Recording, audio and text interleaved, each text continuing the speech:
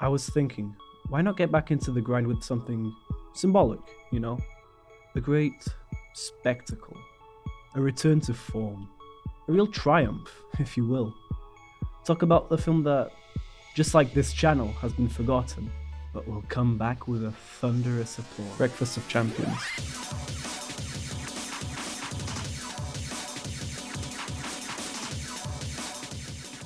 You ever wonder what it's like to be so disappointed in yourself? Not look in the mirror disappointed or my son has an OnlyFans disappointed, but a harrowing, soul-crushing disappointment. Well, try putting yourself in the shoes of the founding fathers. America. Once land of the free, now the birthplace of society's greatest spectacles. The American government and Christian. Trolling stupid pickle-suited Nick. Within this sacred land resides a population of contempt and a satisfied people who reign over their social distancing barbecues and deep mortgages in the US suburbs. Every once in a while you'll find a rotten egg, someone who wants more out of life. A film adapted from a book written by Kurt Vonnegut, a celebrated author whose legacy now lies in the original tattoos of aging wine sluts. A film released in 1999 to film critics laying the seeds to the modern day Reddit thread. Film critics are a necessity to culture, completely, and should not be gunned down in the streets like the dogs they are. The film takes place in the fictional town of Midland City, home to some of the most neurotic and deranged people you'll find, Americans. We follow Dwayne Hoover, a wealthy car dealership owner beloved by everyone except himself, who's on the brink of a complete mental breakdown. Dealing with this midlife crisis is Bruce Willis, and you will find yourself amazed by the fact, that he actually has hair. That he can actually act, as he stays on screen the whole time, cracked out of his mind, losing his grip on reality. Introducing himself to the audience by staring down the barrel of his own revolver, we come to see his day-to-day lifestyle.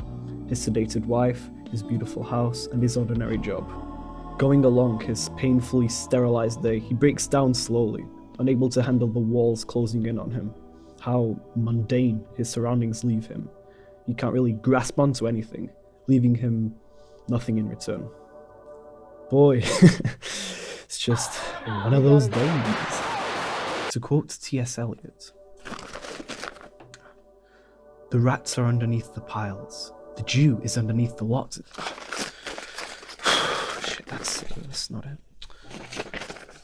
Here we go. Humankind cannot bear very much reality.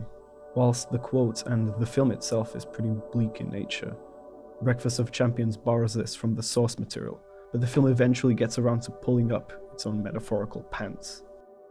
Pants up and ready to go. To follow Dwayne on his journey is the batshit supporting cast of dopamine fiends, can be found as follows. A car sales manager convinced that Dwayne knows his secret of cross-dressing. I'd like a girl, early 20s, with a penis. Now I really can't stress penis enough.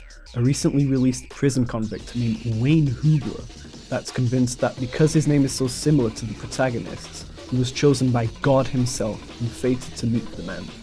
And lastly, an obscure sci-fi writer, Kilgore Trout, has been invited as a guest of honor to Midland City's Writers' Festival.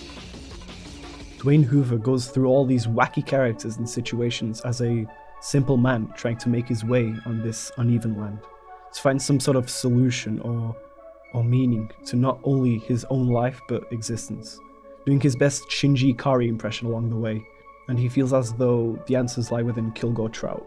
Speaking of answers and solutions, this video wouldn't be possible without our sponsor, Raycon. Cheap wireless headphones pedaled to the unwashed masses. What's better than completely busting the pace of a video than selling cheap headphones for the brainwashed sewer rat?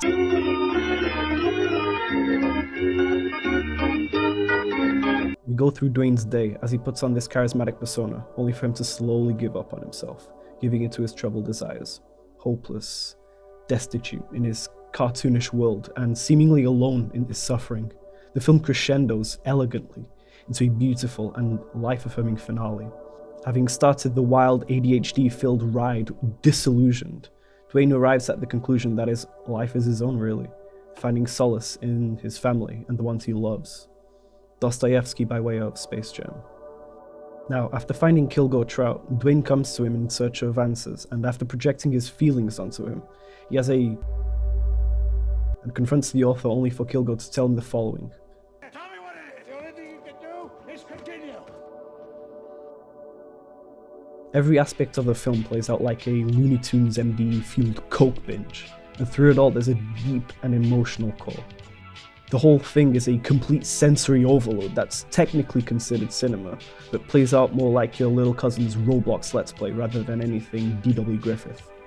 As soon as the film kicks off, the visual style hits you like a brick fucking wall. It really shines through to create its own unique atmosphere with the film's motifs that exemplify this, like the constant repetition of Dwayne Hoover's plastic advertisement, to every other character going batshit insane at every instance of the film. The cartoonish nature of the film makes it so distinct and unlike anything else, especially the source material itself, that the film had a hard time getting along at the box office. Just like Miguel had a hard time getting along that street. Lots of people still argue that the film has nothing to do with the book, thus deeming it insulting and worthless because of this. It takes artistic risks and it doesn't just copy-paste the source material. To each his own, but if your idea of a good adaptation is getting as close to the book as possible, then you can get some pretty boring product films. No, not like that. What? The book is much more subtle, and I respect that, but I feel as though the film's ham-fisted turbo autism is a really interesting way to explore alienation in the modern world. Breakfast of Champions' manic yet comforting look into suburban rot is so completely out there that it hurts to see how little attention it gets. As eclectic, as autistic, as retarded as everything is presented, you don't come around to finding works this genuine and passionate every day. The reception that the film received serves its own message of individuality and finding your own meaning to things, people, and life. To all of you lost in your days of meandering, this might be one of those rare lights at the end of the tunnel.